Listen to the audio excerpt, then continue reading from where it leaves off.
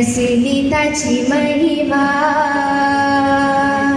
सगळी ताची रचना ताच्या हुकमेशिवाय कुसकुट काडी पर्यंत आमच्या धालूंक जायना ला ला ला ला ला ला